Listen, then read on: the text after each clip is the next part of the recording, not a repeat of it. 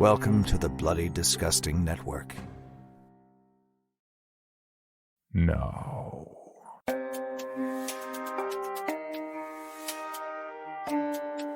This is Creepy, a podcast dedicated to sharing the most famous, chilling, and disturbing creepypastas and urban legends in the world. Whether these stories truly happened or are simply fabrications is for you to decide. These stories may contain graphic depictions of violence and explicit language. Listener discretion is advised. Creepy presents The 31 Days of Horror. Day 14. Last Will and Testament. Written by Oliver Hoffman and narrated by J.V. Hampton Van Sant. It's easy to forget how much death there is in a supermarket. Death that's pre-portioned and tasteless, advertised in gallon spray bottles with cartoon insects plastered on both sides. Death, viscous and sweet, lemony. Death in every bathroom cabinet and kitchen sink in America. I knew this death well, feared it, and so I left for it very early Sunday morning. Seeing every porch light lit, every dining room facing the street cold, empty, dark. There were skeletons and jack-o'-lanterns in every house, sometimes with smoke billowing out, or dew running down from the rain the night before. A few times I had to stop to dig out my notebook or wait at a stoplight. In those moments, when the light was low and the car followed, sinking and humming into the street, I could hear them breathing. Every man, woman, and child, every shivering figure with their eyelids squeezed, mouth open, their knees recoiling into themselves. I knew, from that alone, that my plan was going to work. Really, I had already won. I had to sit in my car for a few hours, without sunlight, without food, without caffeine. Someone rapped on my windshield with their elbow, nodding to the exit of the parking lot, which was now caught in the early sun's glare. I drove out, baseball cap pushed down tight so the light wouldn't burn my eyes, and left the car next to a park nearby. The walk back wasn't too bad. I needed to calm myself anyway, but I could feel the wetness in my soles when I finally walked through the doors. Next to the carts was a stack of sodas, a mosaic of ghosts and witches that seemed had been slowly picked apart. The ghosts losing a mouth, the witch losing an eye. I pushed the whole thing down, staring, smiling, at the near-empty store around me. Nobody cared as I rooted through the wreckage, the walls still echoing the fall. I took until my cart was full, and kept going through the multicolored aisles, grabbing hungrily at the shelves in a wide hug until I had seasoning stuffed in my pockets and chips tearing at my chest. A single look from one of the employees, and I was gone, rushing through the aisles, placing everything back meticulously. Once I could see the bottom of my cart, I grabbed what I needed, a see-through bag of tiny cylindrical pellets. Rat poison, in all capital letters. Keep out of reach of children. I sucked in my expression and headed over to the cashier. It took only a moment. A bleary smile and 2 gallons of milk with the rat poison flung like an afterthought beside them. In that supermarket, I did not speak. And I did not hear anyone else speak. It was silent. Very silent. I kept that silence, deciding against the radio, tuning out the breathing, no matter how loud it was getting, and taking each item one by one into my home, stacking them on the stove. I awoke to the smell of plastic burning. When I got to the oven, it was already too late. The milk, yellowed and bubbling, oozed into the cracked corners. The rat poison laid triumphantly atop them, proud and unscathed. It took me an hour to clean up the kitchen, another to clean up my bedroom, and then the living room, the bathroom, and, of course, my car. At the dinner party, dressed in a suit and the Phantom's mask, I unwrapped the foil carefully, building the anticipation. My casserole was good. I ate more than half of it myself, but as I made sure to insist, the black pepper was amazing. I dressed it in a round, shiny cap and regal twisted glass. It almost pained me to give it to Medea, my only sister, the only other heir to our childhood home. She hated it, wanted to sell it and split the money, surely. But I couldn't let that happen. It wouldn't happen thanks to my black pepper.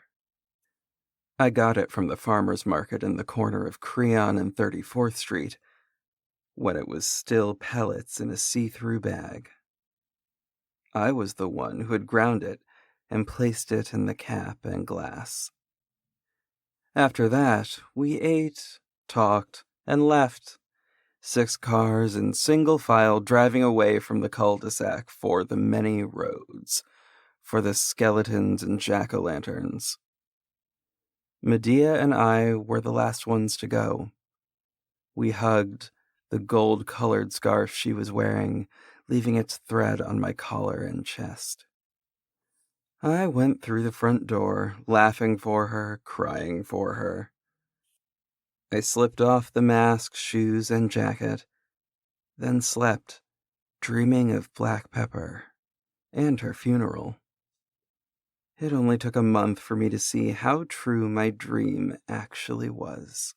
The wake was in a church. It had far less than the labyrinthine hallways and towering steeples I dreamt it would, but the terrified, nauseating excitement I felt was the same. Her coffin was made of dark wood, placed on a stone pedestal under the stained glass skylight. Under it, she was touched by the sun, and her jewelry shined as the coffin closed. When the light was almost gone, and I couldn't see her face, she opened her eyes. I know she did. She looked at me with hate, shock, horror, and her gaze didn't lift as they took her to the cemetery. As we all walked, I could feel her acid loathing burning through the back of my neck. Through the entire service, I had to hide my happiness at her death. As she was lowered into her grave, though, while she still faintly smelled of the wood and sunlight, I sobbed. There was no way for me to stop. I had won, I had the house, but I knew what was coming. Even then, I knew how I was going to die. As the weeks went by, I lost myself more and more. I took a vacation after the funeral down the Appalachian Trail. It started normal enough, but as time went on, I felt a force against my feet that was not my own, pulling me down, and I knew it was her. I abandoned my tent, of course. I stopped laying down in the earth, preferring the security of sleeping upright, tying my chest to a tree, candle wax in my ears like Ulysses. the reading of the will was always a set date. November 24th, exactly 5 months after my father's death. I was the last to come into the office, thickly covered in thorns and brambles, my hair sticking to my face like mud, my clothes in tatters. There was some force on my side. It's the only way to explain how I survived for so long in those woods, only collapsing exactly where I needed to, clutching the envelope with the deed I had come for. I cradled my home, letting it sit on my chest like a sleeping child. I didn't let go, even as they took me away. I left the terror of the ground, headed back, only seeing the sky. Waking up in the hospital is a precious thing. You know where you are instantly from the machinery around you, from the synthetic, constant stream of sound. The green spikes and dips, like mountains and valleys stripped of their dimensions, unrecognizable, with no hope of returning to who they were. You move each part of your body systematically, checking your heart, your head, your arms, your legs, your feet, your hands. Every time something is cleared, you feel relieved. And once you come to your injured foot, the pain has lessened, and you're at peace. I didn't make it far down this list. My thorns and brambles were gone, so I could finally see what they left in their wake. My heart was fine, but I could feel the sharp pain in my temples, long stretches of red running down my arms to my hands, which were gnarled and bitten, covered in dirt. Medea's husband had been arrested under suspicion of her murder. He had been questioned about the film of poison that coated some areas of his home, and the twisted glass that had been thrown onto the floor minutes before she died. Once I was presumed dead, they had enough evidence to start a trial. After that, he escaped. He was free, but there were enough people intent on making sure he'd have nowhere to go. I spent that week dreaming about coming home. I had been back a few times to see my father on his deathbed and to touch the curtains, to slide my hands across the railing on the stairs. This time, though, I would stay. When I was released, I grabbed my car and headed to Medea's grave.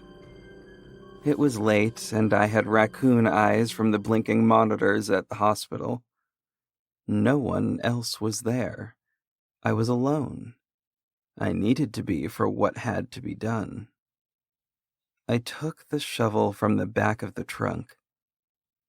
It was small and wide, digging in sharp, shallow dives. When I moved to break ground, I collapsed onto the wet grass. I could feel the earth filling my mouth, the flies and mosquitoes buzzing in my ears. I could feel her staring. She must have recognized me from the sound of my cough. "Throw it down," she told me. "Throw it down.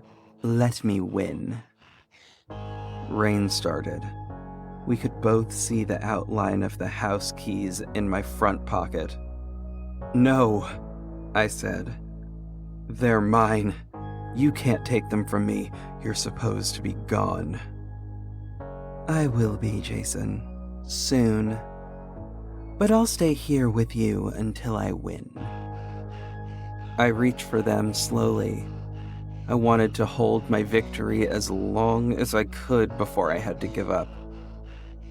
I didn't find my pocket, but smooth skin, soft palms that were everything they should have been, but warm. Instead, they were terribly, freakishly cold. I grabbed the blade of the shovel with both my hands, full of fear and void of feeling, slamming down on her wrist with everything I had. Blow after blow, I heard her screaming in pain, shrieking at the top of her lungs for someone to help her, to make this right. But it was all in vain. There was nothing she could do. I had already won. It was not a perfect victory. That battle left scars all over. I was chewed up and pollock-spotted, half dead with my trophy swallowed. The taste of its metal clinging to the raw in the back of my throat. The shovel blade made straight, narrow cuts past my palms, each 1 centimeter from tendons and veins. I was finally able to dress them when I got to the house, out of bandages abandoned in the pantry. At night, cocooned in yellowed familiar sheets, I traced them, roads in my flesh suffocated under the tight veil of white, but still going, turning and intersecting their way into the warm oblivion beyond. I could see their patterns fading when I closed my eyes. For about a week, I was blissful.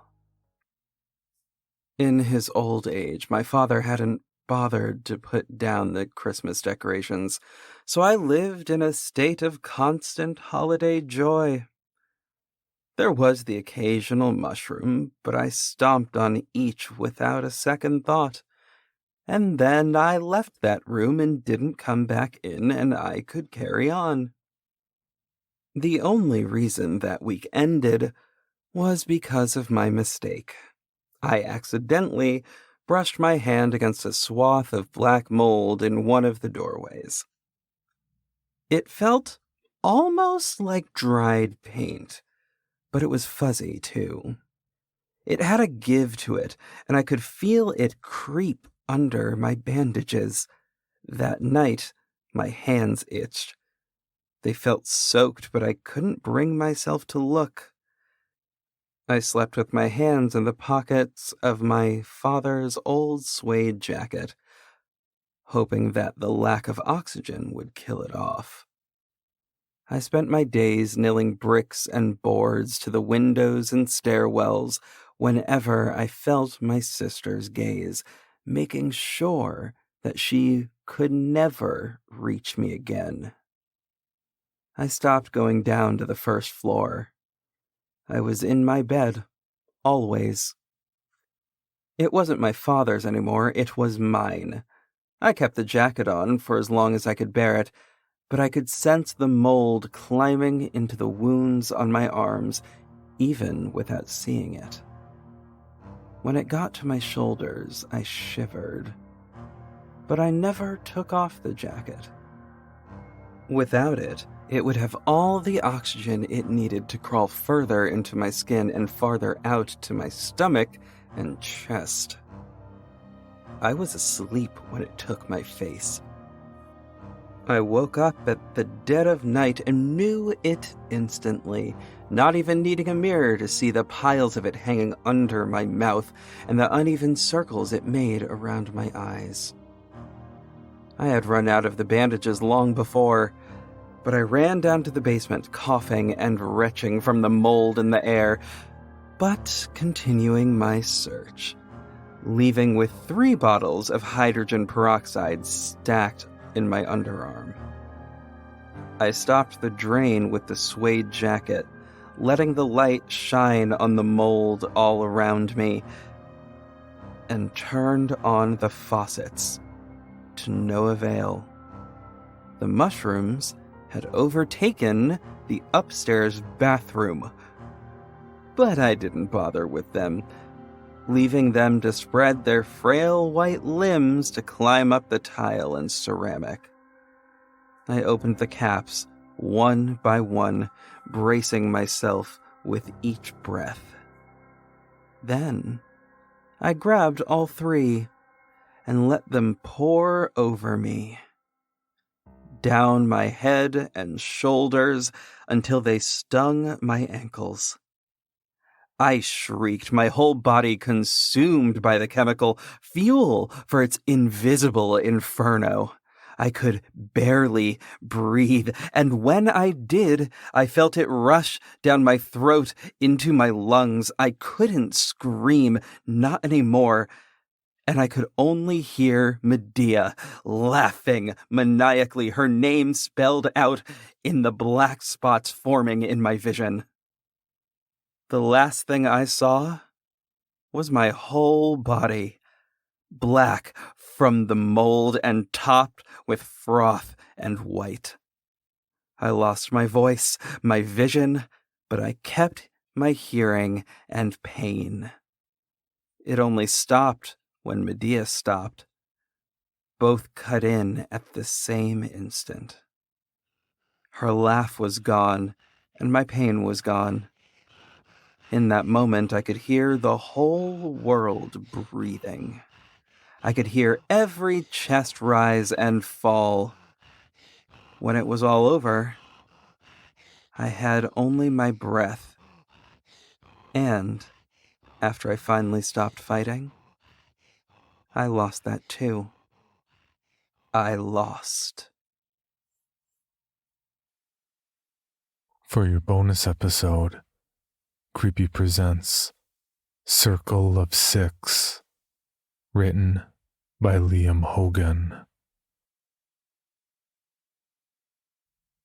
If there's anything that came before the wasps, I didn't notice.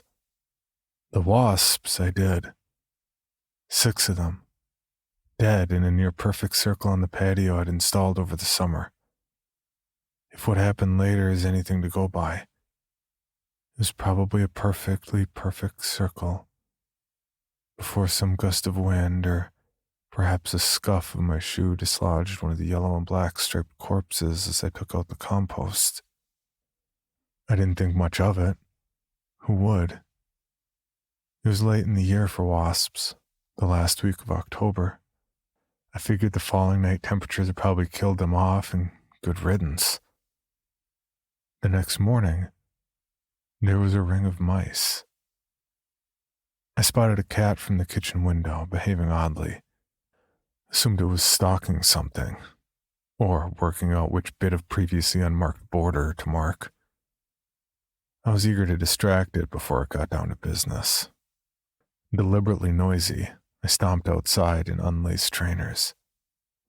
The cat scampered, clearing the fence in 2 swift jumps, and as I went to investigate what had caught its attention, I saw the dead mice. 6 of them, in a circle on the patio. I probably tutted, made a mental note to chase the neighborhood cats away whenever I saw them.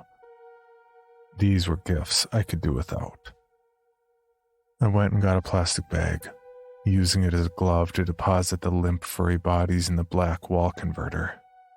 It was either that or carry them through the house to the wheelie bin by the front door, which I didn't really fancy. The next day it was small birds. A wren, 3 tits, a robin, and a sparrow.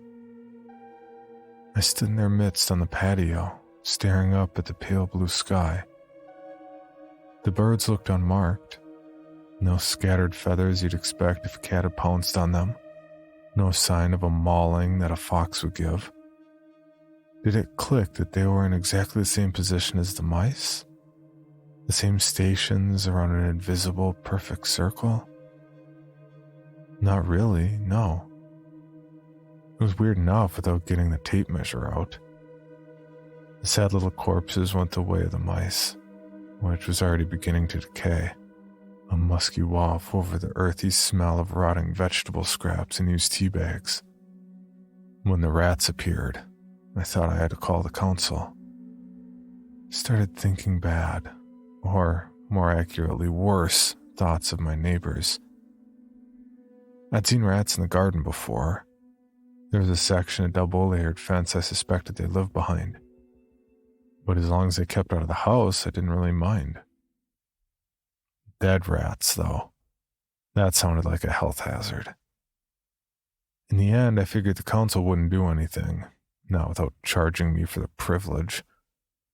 So I dug a hole between the rose bushes and used the same spade to cart the bodies out one by one into it.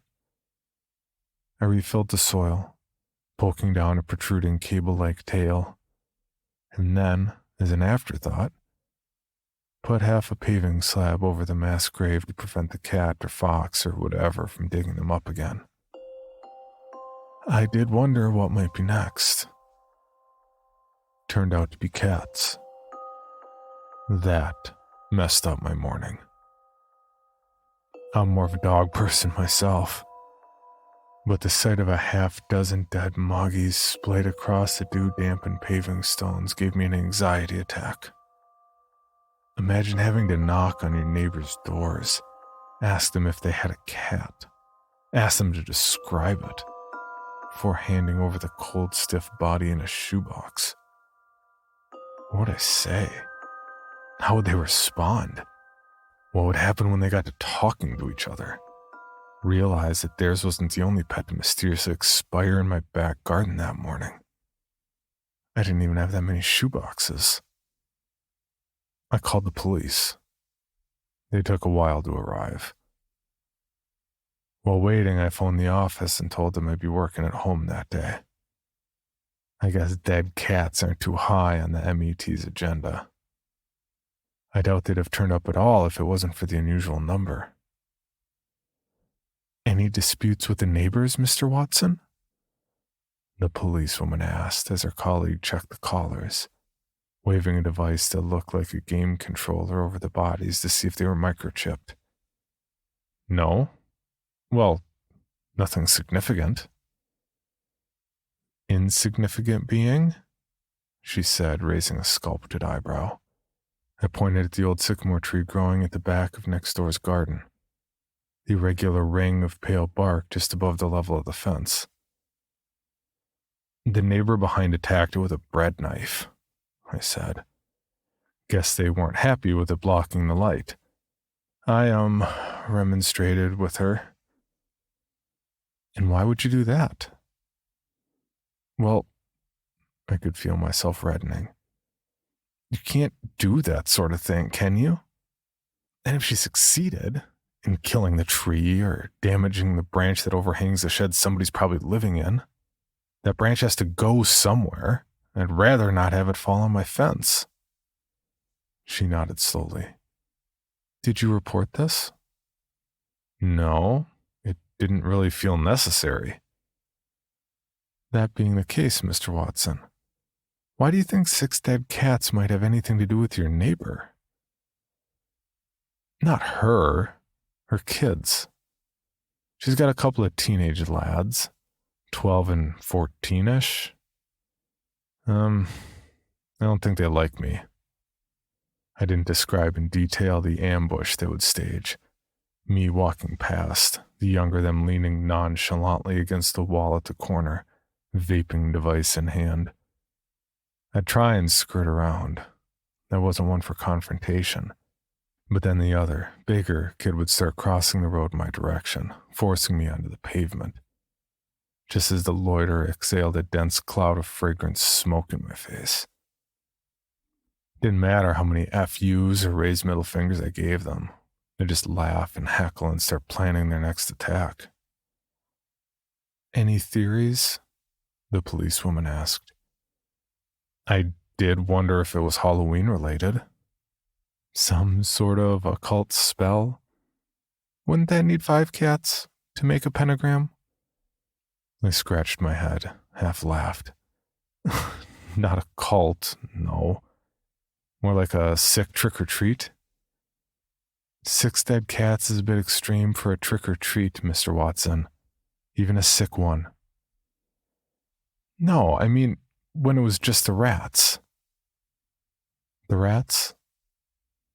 So then I had to explain about the rats the day before. Show the photo I'd snapped on my phone, indicate where I'd buried them. They didn't seem keen on lifting the grave marker slab. Was there a reason I didn't mention the birds, the mice, the wasps? Would anything have worked out any different if I had?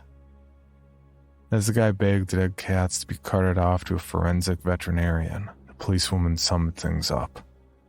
The thing is, Mr. Watson, what you've described here is a repeated pattern of escalating criminal behavior, and 6 dead household cats is definitely cause for concern about the mindset of the perpetrator or perpetrators. So, obviously, your safety is a concern at this point, especially as today's Halloween. With your permission, we'd like to station a police watch here overnight. Well, if you really think that's necessary, I shrugged. Won't it be cold? She laughed. We were rather hoping we could watch from your kitchen. Outside, inside, I suppose that was fine. And there was the added bonus that with an unmarked but blatant patrol car parked out on the street, none of the local embryotic thugs would bother knocking on my door for their usual extorted Halloween handouts. I slept well. Slept late. I guess thanks to the reassuring presence of a pair of coppers and the fact the matter was now safely out of my hands. The kitchen was empty. A couple of mugs washed up and left on the draining board. There's considerate policing for you. That, plus presumably scaring away whoever been trying to scare me, preventing the delivery of 6 still warm, very dead dogs, or foxes, or whatever. With Halloween now over, so surely was my ordeal. I was slightly surprised not to have had the police leave, but glad, I suppose. Only they hadn't, had they? Left, that is. The back door was unlocked. A shiver of alarm at that. And as I stepped out, there they were. Neatly arranged in a circle on the patio, head to toe. The 2 police, retired Mr. Malloy from number 48 in faded gray sweatpants and a mottled once-was-white vest. The tree-attacking woman from the house behind, clad in a fluffy hotel bathrobe and pink bunny rabbit slippers. And her 2 young sons, all innocent in superhero pajamas and bed-tousled hair. The 6 of them lay peacefully and still, their dew-sparkled faces matching the mica from the paving stone. They looked asleep. But of course, I knew they weren't. For even more from Creepy, including how to submit your own story for consideration, please visit creepypod.com. You can also follow us at CreepyPod on social media and YouTube. All stories told on this podcast are used under license and may not be rebroadcast or distributed without the express prior written consent of the story's author. Please contact us at creepypod@gmail.com for further information on obtaining the rights necessary to rebroadcast or distribute a particular story.